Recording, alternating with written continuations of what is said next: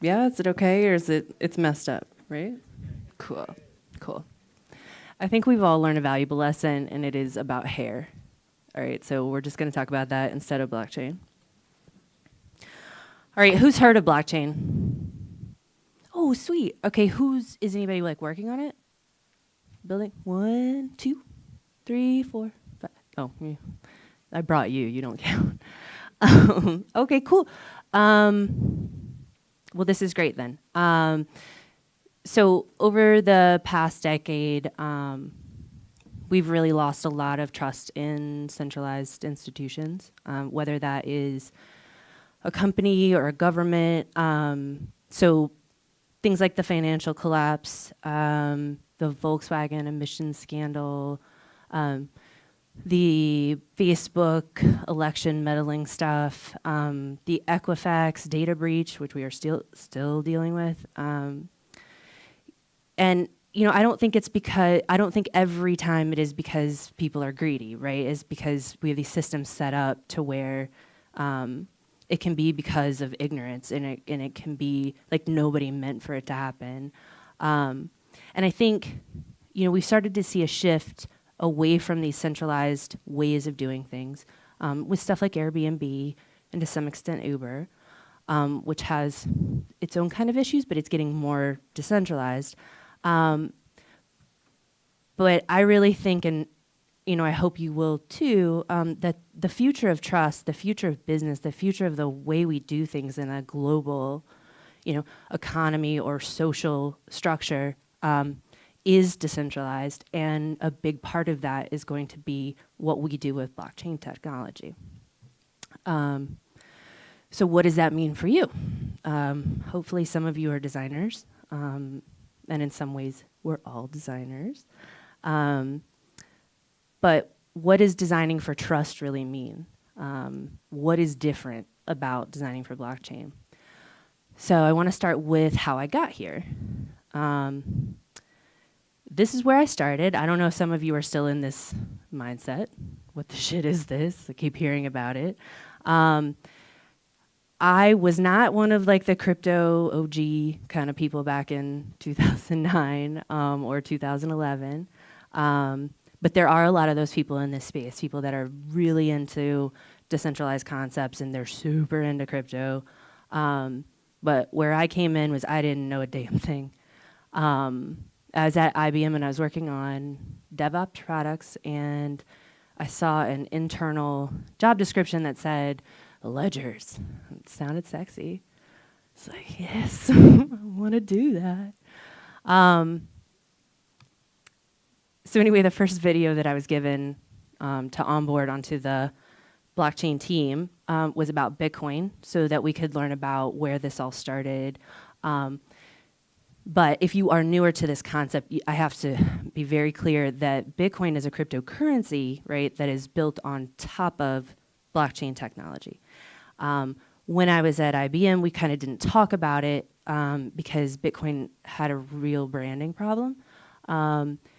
But as I've spent more time in this space, I'm beginning to understand that you cannot realize the full benefits if there isn't really a cryptocurrency or token aspect to things. It allows you to do more stuff and explore more things.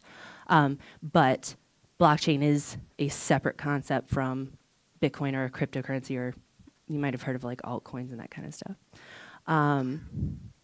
So the major concepts of blockchain, and I would say if you are planning to design for users of decentralized applications, dApps, it is important that you as a designer, you do not have to understand cryptography down to the last grain of sand. But the major concepts, you have to understand it so that you can be an active participant.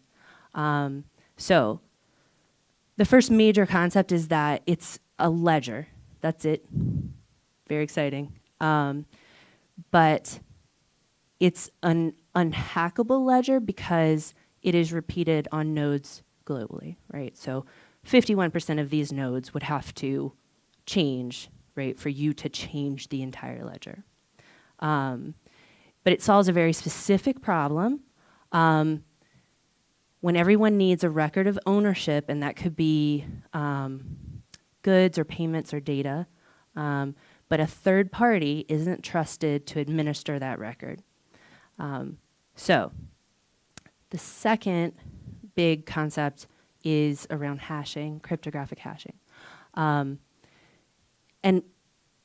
basically all this means is that I need a way to know if something has changed without knowing what that thing is, right? So this is, if you use Git, same like Merkle tree concept. If I cannot see, those documents, but I know that they're different, right? I know that somebody changed that to a diamond because the math that it went through is now different, right? So I don't know what that data was, but I know if it's changed. And so it's a cheap way to prove if something has been tampered with. The third big thing, this is a vending machine. I'm really questioning my choices here.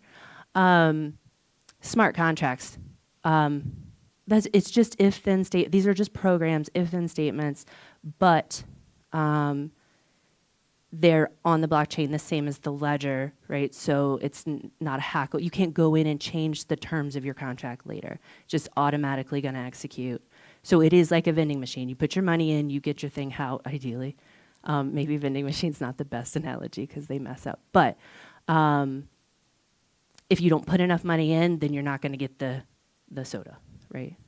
And so it just means people can't cheat. Once everybody's agreed to the terms of a contract, you can't cheat. All right. So what do we do with this? Well, we are definitely still in a time of exploration. Lots of people have really great ideas.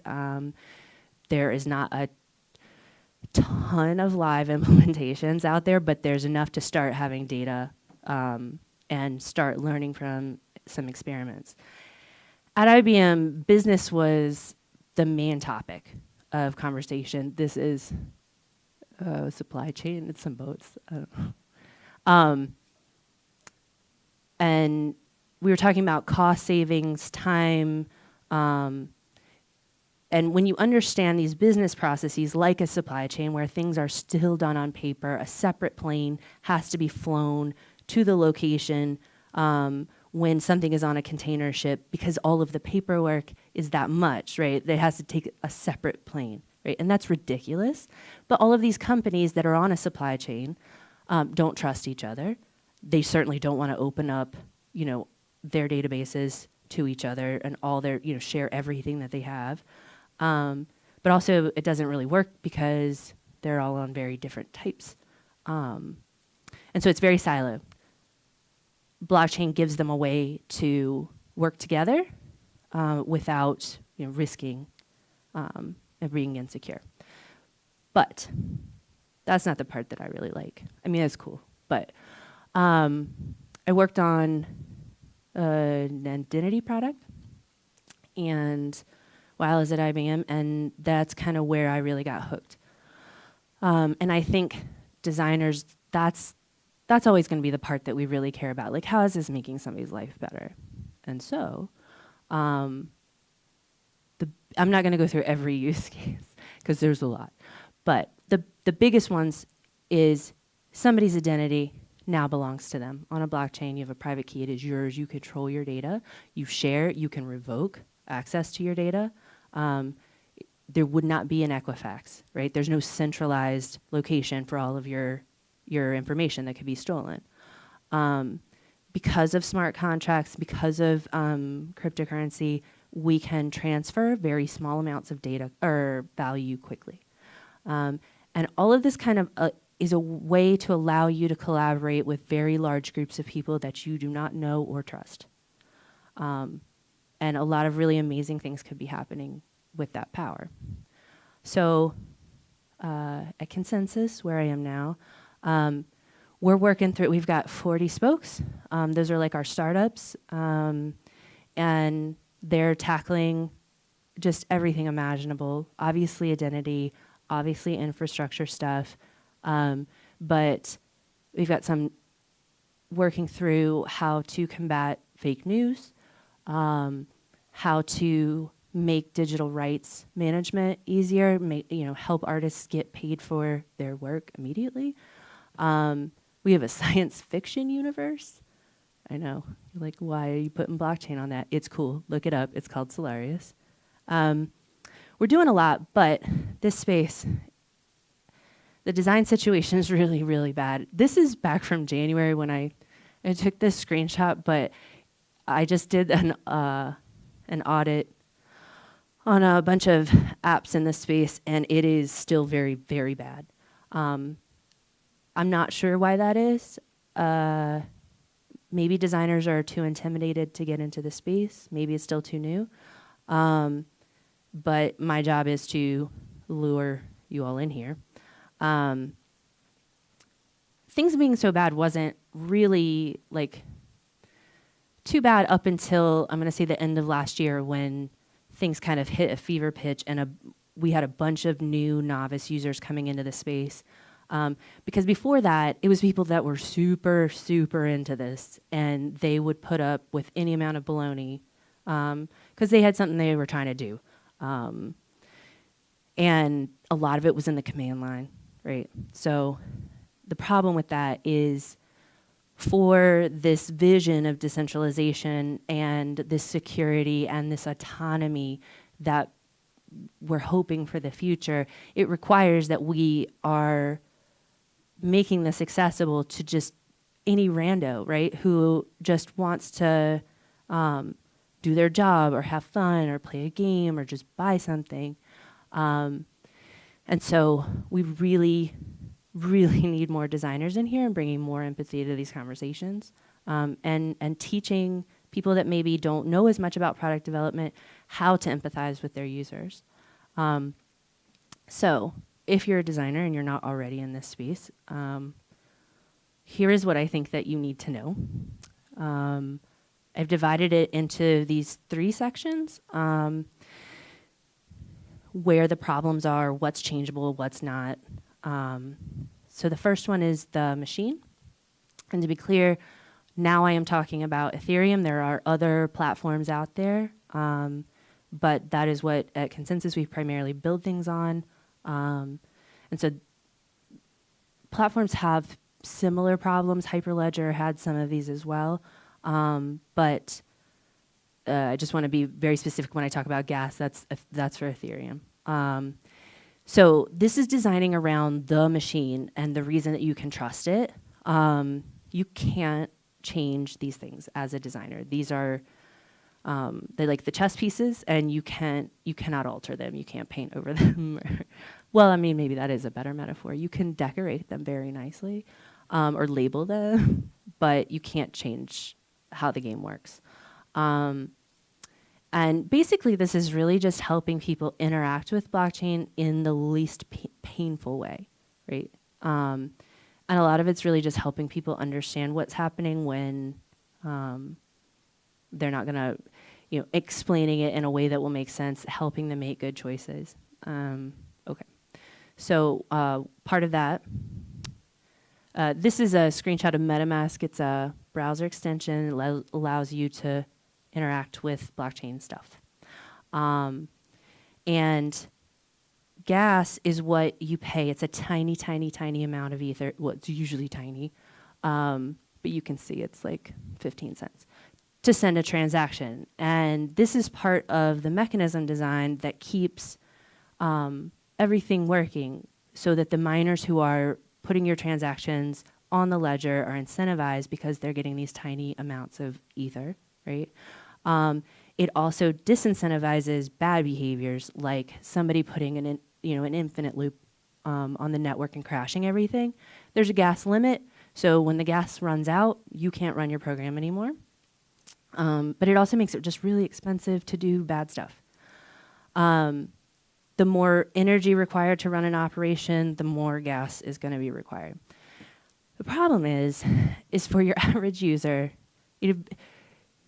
like, number one, what the hell is gas, right? When you just come in here, you've gotten this far, you've put MetaMask in here, and you're like, what the? Honestly, the first time I ever used MetaMask, I didn't even notice that there was a place I could, mess around with the gas. It's not easy to tell how much you should send.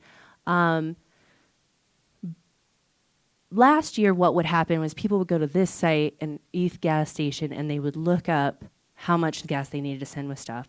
However, I found out a colleague of mine who is a very intelligent person had been just entering random numbers until the transaction went through. Lord knows what he had been paying to just get a transaction to go through. You don't want to set it too low because then your transaction takes forever. But if you price it too high, then you're overpaying, and that's, oftentimes not worth it. So the MetaMask team found during an event that happened at the end of last year. Did anybody hear about CryptoKitties? Okay.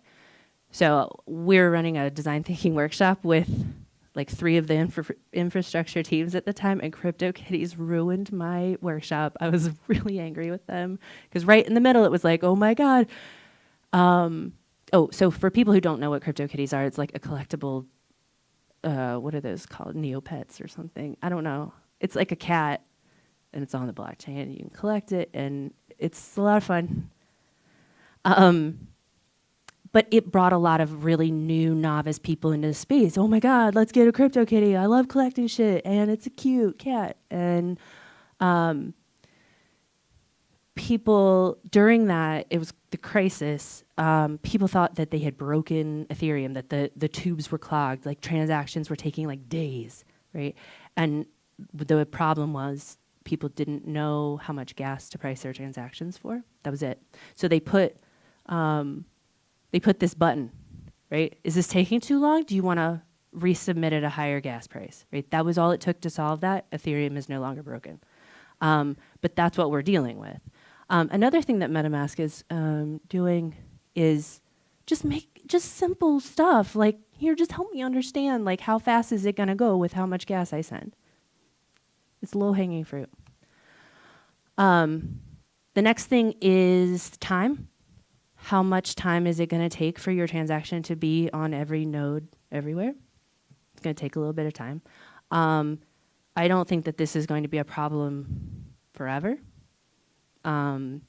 As we scale, this should get better. But right now, no matter how many, personally, and I'm just maybe an idiot, but every time I send a transaction, and especially if I've had a glass of wine and I'm shopping, I absolutely forget that it's going to take a while, and I start freaking out. Like, why is this? Yeah, maybe that just makes me look bad. We have to communicate what is happening. This stuff takes a little bit right now, and it's part of interacting with the machine, right? The other part is your private key. So this is not something you can remember like a password, right? But this is basically your identity on the blockchain. This is what you sign transactions with. It is what is used to generate your public address, where somebody could send you $5. It's how you access everything that you're doing. The great thing is that you are in control of access to all of your money or data. The bad part is that you are in control of access, and that is something that we are working very hard on. A lot of people in this space. There was a guy, it was in Wired, I think, and he had like $30,000 in Bitcoin on a Trezor. To be clear, the Bitcoin was not on the Trezor. His private key was on the Trezor, and that he forgot the password to it, and I think eventually the problem got solved, but like that was it. Like $30,000 just gone. There's nobody to call and reset a password, right? Because this is yours and just yours. But people lose stuff all the time. So our identity spoke has been experimenting with how can we help people recover their password while not making it easy to steal their password or centralize this as a service.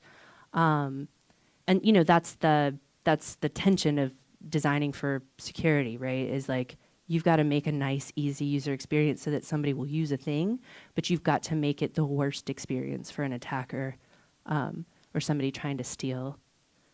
And so some ideas that we're working through, like link it to your biometrics. A lot of people actually right now use seed phrases to recover a private key. Another one that people are doing is sharding, which means cutting up your private key across like 5 friends and family. And so it's like a Horcrux in a way. I don't know if that's accurate, but I want to say it so bad. But it takes like all of those people to give you your private key back. They all have to agree to give it. So you can't give it to people that you might break up with very soon or maybe secretly don't like you. Anyway, that's a problem to solve. We're still working on it.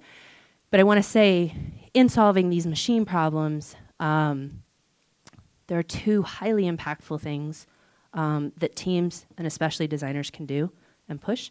One, and I've heard this mentioned a couple times because I think this is a common thread throughout emerging tech, is collaboration. There's not going to be one person on this team who understands every part of this perfectly.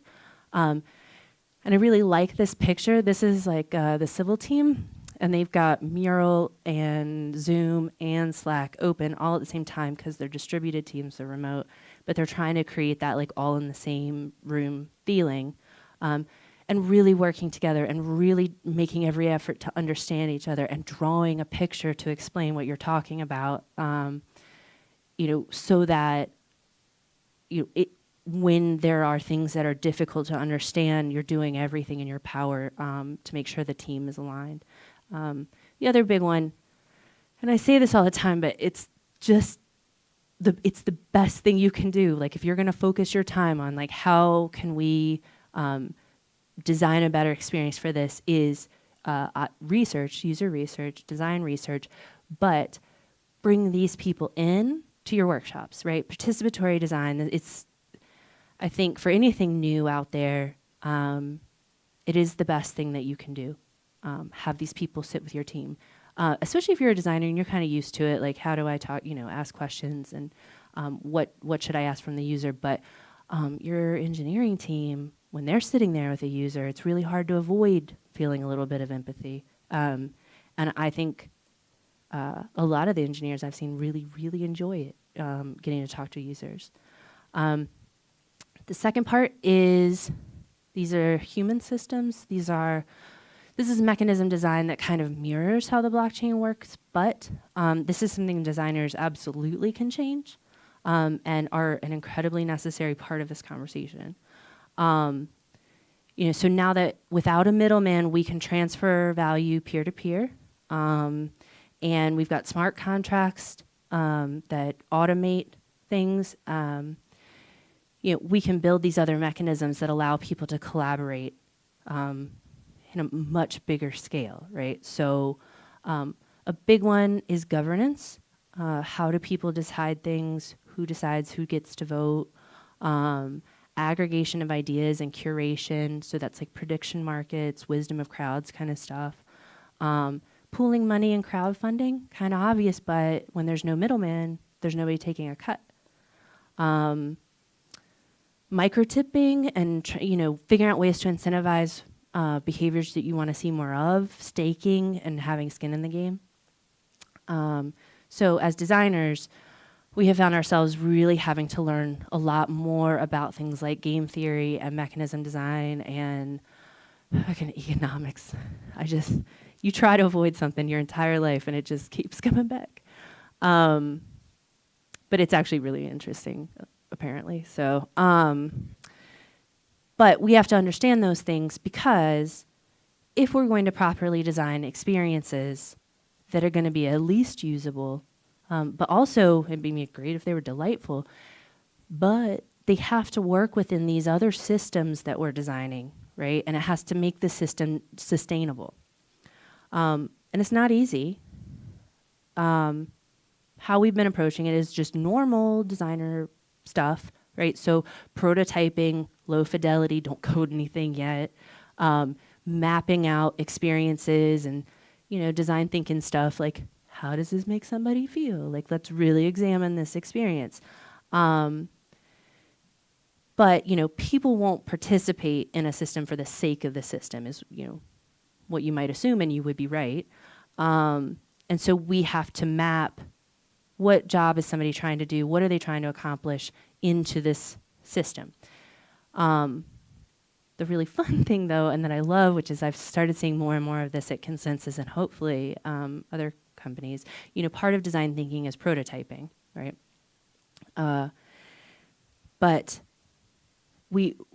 some game designers had recently joined us, and people who have some more experience designing for this kind of thing. And then other designers started getting in on it. Live action role play your system, right? So the voting or the token curated registries or the prediction markets, act it out, right? That's the prototype.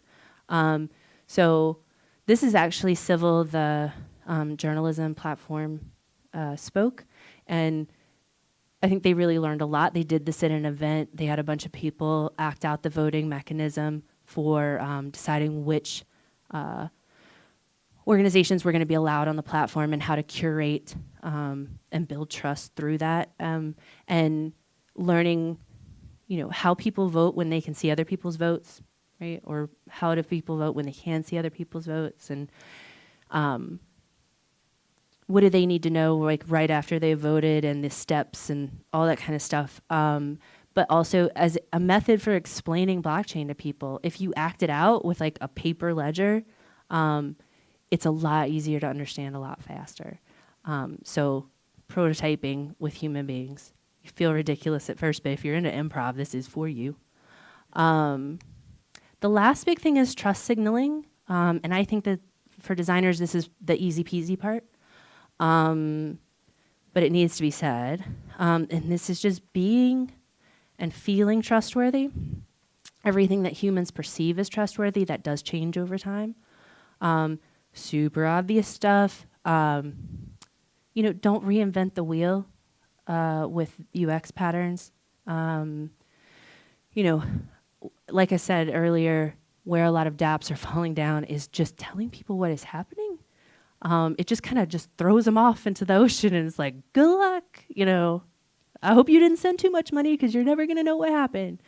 And I think it's such a little thing to just tell somebody what is happening or what is going to happen, but it is just not being done. Also, real obvious, like use a design system, make your visual design consistent. That goes a really long way in making your users feel like this is legit. These people are not going to scam me. Another big one is we got a lot of new words, a lot of new ways of drawing things. We're using words that used to mean a thing, and now that doesn't mean a thing, like ether, right? That used to mean a different thing. All of these words used to mean a different thing. You're trying to make something seem approachable and, by using a metaphor to communicate an idea, but things like wallet, right? That, people think, okay, yeah, that's where I keep my money, but it's not, right? That's just where your private key is encrypted, right? Your Bitcoins, your Ether are not in the online wallet. And so, but when we use a term like that, a physical wallet is where we keep money. And so when my Ether wallet and my crypto split, and it was kind of a weird situation one day, for like 24 hours, people, there was stuff being said on Twitter, and people were freaking out. They thought that somebody had just left with their cryptocurrency. And it was like, no, y'all, it's not kept in that wallet. That is just your private key to access. Like, it's going to be okay. But people are freaking out because we use that word. We have been here before, though. Back now at 56 past, I wasn't prepared to translate that as I was doing that little tease. Oh, that's that little mark with the A and then the ring around it. At. See, that's what I said. Mm-hmm. Katie said she thought it was about. Yeah. Oh. But I'd never heard it. I'd never heard it said. I'd always seen the mark, but never heard it said. And then it sounded stupid when I said it. Violence at NBC. I heard around big fight up in the lunchroom the other week. There it is. Violence at NBC. GE.com. I mean, well, Allison should know. What is internet anyway? What is internet, Bryant? Okay, so another thing about building trust, being and feeling trustworthy, a thing that Civil, the journalism platform, does is just actively seeking out what's making your users anxious, right? So in the case of journalism, people don't feel like they can trust it. And what they found in their research was that users weren't really even sure how to evaluate journalism. Like, how do I know if this is more trustworthy than something else? And so they developed these credibility indicators to work towards educating people about what they should be trusting and what they shouldn't. Another thing that Civil does that I think is huge is just being inclusive. This is a screenshot from a visual impairment testing tool. So this is what it looks like with glaucoma. And this is why they chose to this card format, is because if somebody has glaucoma, they'll be able to get more information in a chunk than if it's spread out and their vision is limited. But it's even more than that, things like accessibility. Many of these products and platforms are trying to fundamentally change the way that we do everything. And that's actually not hyperbole. If they're going to be successful, they need to have more diverse voices being heard. We have a chance to, this is our second chance at the internet in a way. That is a little bit of hyperbole. But it's like that. It's our second chance at the internet, and we need to make sure it's not hurting anybody. But there is a fair amount of gatekeeping that goes on. There's a term that crypto Twitter loves to throw at people, which is calling people no coiners.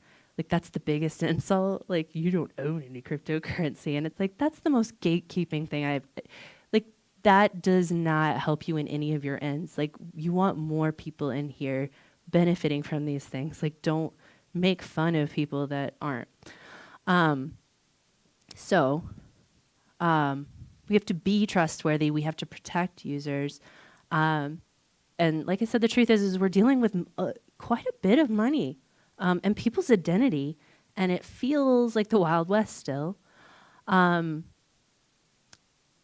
this space between the user and the actual blockchain is where most of the problems are happening. All right, so people losing their private key, that's where that happens. Scams. So many scams in this space. They're like on Twitter, but it's also, now we got Telegram and all these other places for you to get scammed, and people get really excited. I think the first time around on the internet, right? Was that the Nigerian prince scam? People get really excited, something new. They don't fully understand stuff, and they get greedy, and they're just really easy to fool. So the whole trust machine thing, and what we're hoping for the future, fails if people get hurt. They're going to blame blockchain regardless. So we need you in here. We need more designers. We need more protectors. And like I said, there's a ton of just really low-hanging fruit. There, you can have a very big impact very quickly. So if you're going to get started, I think there's a tendency to want to read a lot of articles or watch a lot of videos. I really think that it is much faster and more impactful if you just start messing with it. I need to be clear that I am not advocating the purchase of any cryptocurrency. I'm just saying, if you want to, buy a very small amount of something and spend it, or ask somebody to send you some, right? Like $5. Go install MetaMask. Go on Coinbase, go on Overstock and spend some cryptocurrency. I think on Craigslist too, you can buy stuff with Bitcoin now. But just see what that interaction is like. Be really mindful of what's happening, what's not making sense. And then my biggest advice is, these are CryptoKitties, by the way. You can also purchase them. There are some that are not very expensive. They're very cute. Is to do developer tutorials, especially if you're not a developer, to get in there and just see what it looks like. Just stumble through it. Because I think that that makes the biggest difference in being a part of the conversation, empathizing with the people on your team, but also you understanding what's going on. I really do believe that blockchain, I know this sounds like Kool-Aid, but I really do believe that blockchain has the power to change how we do things for the better. But I really also think that it's going to be when designers are in here bringing empathy and good design practices to these products. So I hope that you will join us. Thanks.